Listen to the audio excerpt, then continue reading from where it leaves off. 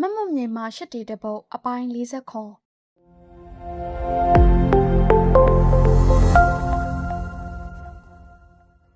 ကောကျင်းကသူတို့တက်တွေအောင်မြင်မှုရလာခဲ့တာကြောင့်လူရိုးချောင်းကိုကျေးဇူးတင်လိုက်ပါတယ်။နောက်ပြီးကောကျင်းကဝမှုစစ်ပြူဟာချင်းစာအုပ်ထဲမှာပါတဲ့စလုံးတစ်လုံးကိုနားမလဲတဲ့အတွက်လူရိုးချောင်းကိုမေးကြည့်ခဲ့ပေမဲ့လူရိုးချောင်းကသူမမှတ်မိသေးဘူးဆိုပြီးစဉ်းစားဖို့အချိန်တောင်းနေခဲ့ပါတယ်။ဟောလီကတော့လူရိုးချောင်းနောက်ွယ်မှာအကြံပေးတဲ့လူတစ်ယောက်ရှိနေရမယ်လို့တင်တရားဝင်နေခဲ့ပါတယ်။အဲ့ဒီအချိန်မှာယုံအော်ကလူရိုးချောင်းကိုကောကျင်းမေရဲ့စလုံးရဲ့အတန်ထွက်နဲ့အတိတ်ပဲကိုရှင်းပြလိုက်တော့မှလူရိုးချောင်းကကောကျင်းစီကိုပြန်လာခဲ့ပြီးယုံအော်ပြောတဲ့အတိုင်းပဲရှင်းပြလိုက်ပါတယ်။ကောကျင်းကလည်းသူ့ကိုလူရိုးချောင်းရဲ့ဆရာဖြစ်သူကကိုယ်တိုင်ရှင်းပြတဲ့နယ်လို့ပြောပြီးထောလီနဲ့ကောကျင်းတို့ကလူရိုးချောင်းကိုအတင်းရှုပ်ထားလိုက်ကြပါတယ်။ကောကျင်းတို့ကလူရိုးချောင်းနေတဲ့နေရာကိုလိုက်လာခဲ့ကြပြီးခွာကျန်းတို့ကလည်းကောကျင်းအတန်ကိုကြားသွားခဲ့ပါတယ်။ဒီလိုနဲ့ကောကျင်းတို့ကအထဲဝင်လာတဲ့အခါမှာတော့ဘသူ့ကိုမှမတွေ့ခဲ့ရပါဘူး။ယုံအော်နဲ့ခွာကျန်းတို့ကအပြင်ဘက်မှာပုန်းနေခဲ့ကြတာဖြစ်ပြီးခွာကျန်းကကောကျင်းကိုတွေ့လိုက်တာနဲ့ထွက်ကြည့်ချင်နေခဲ့ပါတယ်။ထောလီကလူရိုးချောင်းမှာမကောင်းတဲ့ရည်ရွယ်ချက်မရှိပဲနောက်ွယ်ရလူကိုပဲမသိစေချင်တာဖြစ်မယ်လို့သုံးသပ်လိုက်ပါတယ်။နောက်တစ်ရက်မှာတော့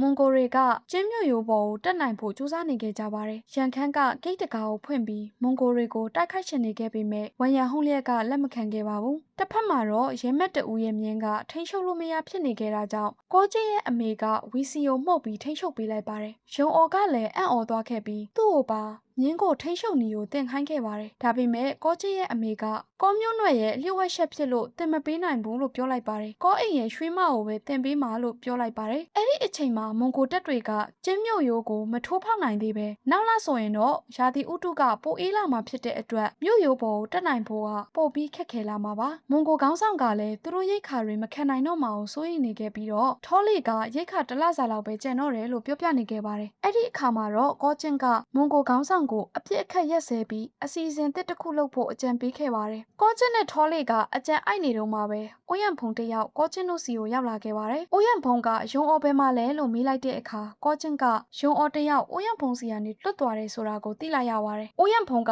ယုံအော်နောက်ကိုလိုက်လာရင်းနဲ့မွန်ဂိုနယ်ဆက်မှာပျောက်သွားခဲ့တယ်လို့ပြောလိုက်ပြီးကောကျင်းရဲ့စခန်းမှာရှိရမယ်လို့အပိုင်တွက်ထားခဲ့ပါတယ်။ကောကျင်းကလည်းအံ့ဩသွားခဲ့တာကြောင့်အိုရန်ဖုံကကောကျင်းတယောက်မြို့တွေကိုတိမ်ပြီးရန်သူကိုအနိုင်ယူနိုင်တာကယုံအော်ရဲ့အကူအညီနဲ့တာမဟုတ်ခဲ့ရင်ကောကျင်းလိုလူမျိုးကဘလို့မှဆွမ်းဆောင်နိုင်မှာမဟုတ်ဘူးလို့ပြောလိုက်ပါတယ်။ထောလီကလည်းလူရိုးချောင်းနောက်ွယ်ကလူကယုံအော်များဖြစ်နေမလားလို့တွေးမိသွားခဲ့ပါတယ်။ဒီလိုနဲ့ကောကျင်းကလူရိုးချောင်းစီကိုရောက်လာခဲ့ပြီးမနှက်ပြန်ရကြရင်လူရိုးချောင်းရဲ့ဆရာနဲ့တွေ့ချင်တယ်လို့ပြောလိုက်တဲ့အခါလူရိုးချောင်းကသူမသိတဲ့ပုံစံမျိုးလုပ်နေခဲ့ပါတယ်။အဲ့ဒီအခါမှာတော့ကောကျင်းကမနှက်ပြန်မွန်းတဲ့မတိုင်ခင်သူ့ကိုကျင်းတဲ့အဖြစ်မျိုးမပေးနိုင်ရင်တော့အပြစ်ပေးမယ်လို့ပြောလိုက်ပါတယ်။ကိုမြတ်ခံရမယ့်လူတရားကိုစခန်းမှာလည်းအစင်တင်လောက်ခိုင်းထားခဲ့ပါတယ်။ခွာကျန်းကယုံအုပ်ကိုကောကျင်းနဲ့မတွေ့ခိုင်းခဲ့ပဲလူရိုးချောင်းကတော့လူတရားကိုမြတ်ခံရမှာကိုစိတ်ပူနေခဲ့ပါတယ်။ယုံအော်ကကောကျင်းတယောက်လူရိုးချောင်းကိုအခက်တွေ့အောင်မလုပ်တော့ဘူးလို့ပြောပြီးနှစ်သိမ့်လိုက်ပါတယ်။တကယ်တော့ယုံအော်ကဒီစစ်ပွဲပြီးသွားရင်ထွက်သွားဖို့ရည်စူးထားခဲ့တာပါ။ခွာကျန်းကတော့ယုံအော်ကကောကျင်းနဲ့မတွေ့ဘူးဆိုတဲ့ကတိကိုတီးခိုင်းခဲ့ပါတယ်။ဒါပေမဲ့ကောကျင်းရဲ့အမေက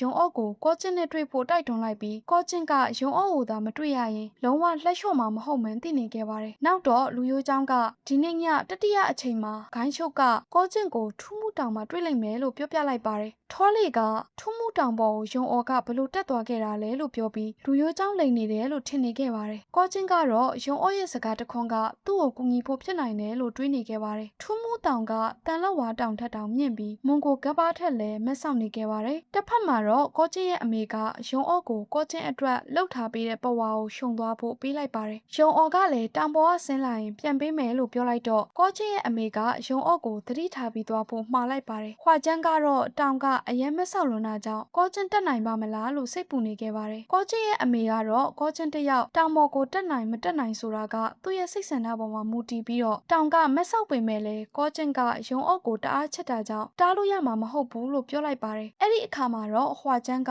တဝန်တိုပြီးတော့ယုံအော့ကိုပေးမသွားနိုင်ဘူးဆိုပြီးလုပ်နေခဲ့ပါတယ်။ကောကျင်းရဲ့အမေကခွာကျန်းကိုတားထားခဲ့ပါတယ်။တစ်ဖက်မှာတော့ကောကျင်းကတောင်ပေါ်ကိုတက်ဖို့လုပ်နေတဲ့အချိန်မှာလူရိုးချောင်းနဲ့သူဖုံးစားတွေကရောက်လာခဲ့ပြီးတော့ကောကျင်းကိုတိုးချီတောက်တွေနဲ့တက်လို့ရအောင်ကူညီပေးခဲ့ကြပါတယ်။သူဖုံးစားတွေကတိုးချီတောက်တွေကိုအောက်ကနေအဆင့်ဆင့်ပစ်ပေးခဲ့ကြပြီးတော့ကောကျင်းကတိုးချီတောက်တွေကိုတောင်မှာစိုက်ပြီးအပေါ်ကိုတက်သွားခဲ့ပါတယ်။ဒီလိုနဲ့ကောကျင်းကတောင်ပေါ်ကိုရောက်သွားခဲ့ပြီးတော့ယုံအော့ကိုတွေ့လိုက်တဲ့အခါမှာတော့တင်းတင်းကြပ်ကြပ်ဖတ်ထားခဲ့ကြပါတယ် ပါတယ်။ရုံအော်ကကောကျင်းတယောက်သူ့ကိုမတ်မွန်ကျွန်းမာတော့ကဆက်ဆံခဲ့ပုံကိုတအားမုန်းတယ်လို့ပြောလိုက်တော့ကောကျင်းကရုံအော်ကိုဒူထောက်ပြီးတောင်းပန်လိုက်ပါတယ်။အဲ့ဒီအချိန်မှာအိုးရံဖုံကရုံအော်တို့ကိုတိတ်တဆိတ်စောင့်ကြည့်နေခဲ့ပြီးရုံအော်ကလည်းအိုးရံဖုံကိုသတိထားမိသွားခဲ့ပါတယ်။ရုံအော်ကကောကျင်းကိုသူ့အဖေကကျန်းစာထဲမှာပါတဲ့ထူးဆန်းတဲ့စလုံးကိုဘာသာပြန်လို့ရသွားပြီလို့ပြောလိုက်ပြီးတိုင်ခွက်အမှားကိုပြောပြလိုက်ပါတယ်။အိုးရံဖုံကလည်းရုံအော်ပြောတဲ့အတိုင်းလိုက်လုံနေတော့မှပဲရုံအော်တို့ကတိတ်တိတ်ကလေးတာအောက်ကိုဆင်းသွားခဲ့ကြပါတယ်။ကောကျင်းနဲ့ရုံအော်ကအောက်ကိုဆင်းသွားရင်းနဲ့တိုးရှိတောက်တွေကိုလည်းဖြုတ်သွားခဲ့တာကြောင့်အိုးရံဖုံတယောက်တောင်ပေါ်မှာကျန်နေခဲ့ပါတော့တယ်။နောက်တော့ရုံအော်ကကောကျင်းရဲ့အမေကိုရှုံထဲပဝါလေးကိုပြန်ပေးခဲ့ပေမဲ့ကောကျင်းရဲ့အမေကရုံအော်ကိုပဲရှုံပေးလိုက်ပါတယ်။ဒါကိုဟွာကျန်းကတွေ့သွားခဲ့ပြီးတော့ရုံအော်ကိုဘယ်တော့ပြန်မလဲလို့မေးလိုက်ပါတယ်။ရုံအော်က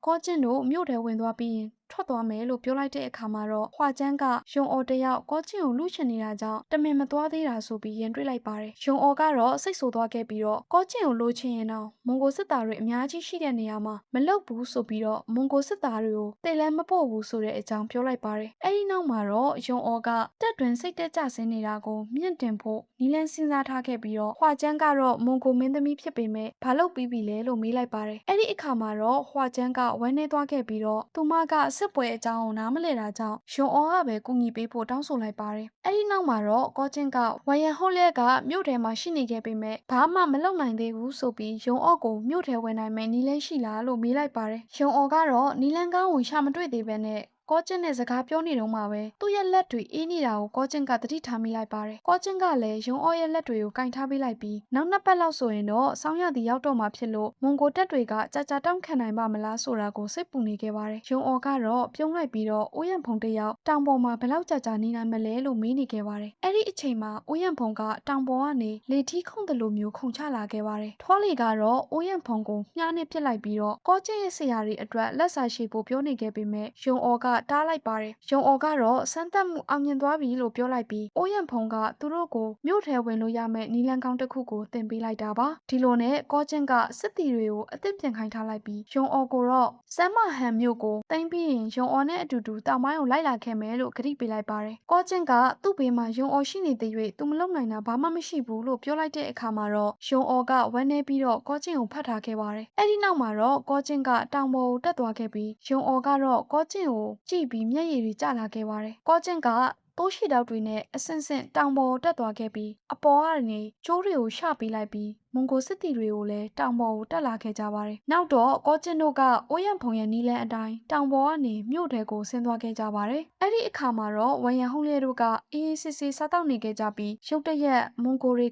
ကကောင်းကင်ပေါ်ကနေမြို့ထဲကိုရောက်လာတာကိုတွေ့လိုက်ရပါတယ်။မွန်ဂိုတွေကအပေါ်ကနေလက်နက်ပုံတွေပြစ်ချနေခဲ့ပြီးနောက်ဆုံးမှာတော့မြို့တကာကလည်းပွင့်သွားခဲ့ပါတယ်။တစ်ဖက်မှာတော့ဟွာကျန်းကကောကျင်းရဲ့အမေကိုမွန်ဂိုတွေအောင်ပွဲရနေပြီလို့ပြောပြီးပျော်ရွှင်နေခဲ့ပါတယ်။ရုံအော်ကတော့ပစ္စည်းတွေသိမ်းဆည်းနေခဲ့ပြီးရှက်ရှင်ထွက်သွားဖို့လုပ်နေခဲ့ပါတယ်။ကောကျင်းရဲ့အမေနဲ့ဟွာကျန်းကရုံအော်ကိုတားလိုက်ကြပေမဲ့ရုံအော်ကတော့နှုတ်ဆက်ပြီးအပြင်ကိုထွက်လာခဲ့ပါတယ်။ရုံအော်အပြင်ကိုရောက်လာတဲ့အချိန်မှာတော့ကောကျင်းရဲ့အမေကရုံအော်ကိုလှမ်းခေါ်လိုက်ပြီးတရိတ်ဆန်တဲ့လူကဆက်သွယ်နိုင်တယ်လို့ရှင်းပြခဲ့ပါတယ်။ကောကျင်းရဲ့အမေကရုံအော်ကိုလူကမြင်းတွေနဲ့ဆက်သွယ်မယ်ဆိုရင်မျက်လုံးတွေကိုကြည့်ရမှာဖြစ်ပြီးတော့မြင်းတွေကိုဝီစီမှုတ်တဲ့ကရိယာလေးနဲ့ထိန်းချုပ်ပုံနီလန်းတွေကိုလုပ်ပြလိုက်ပါတယ်။ရုံအော်ကလည်းကောအင်ရဲ့ရွှေမကိုပဲတင်ပေးတာမဟုတ်ဘူးလားလို့မေးလိုက်တော့ကောကျင်းရဲ့အမေကဟုတ်တယ်လို့ပြန်ဖြေခဲ့ပါတယ်။ရုံအော်ကစိတ်မကောင်းဖြစ်သွားခဲ့ပြီးတော့ကောကျင်းရဲ့အမေကိုတင်းတင်းကြပ်ကြပ်ပဲဖတ်ထားလိုက်ပါတော့တယ်။ကောကျင်းရဲ့အမေကလည်းစိတ်မကောင်းဖြစ်နေခဲ့ပြီးတော့အထဲကိုဝင်သွားခဲ့ပါတယ်။ရုံအော်ကလှမ်းအော်ခေါ်လိုက်ပြီးကောချင်းရဲ့အမေကိုတအားလှတယ်လို့အော်ပြောလိုက်ပါတယ်။မွန်ဂိုခေါင်းဆောင်ကတော့မြို့ကိုသိမ်းပြီးသွားလို့ကျေနပ်နေခဲ့ပါတယ်။နောက်တော့ကောချင်းက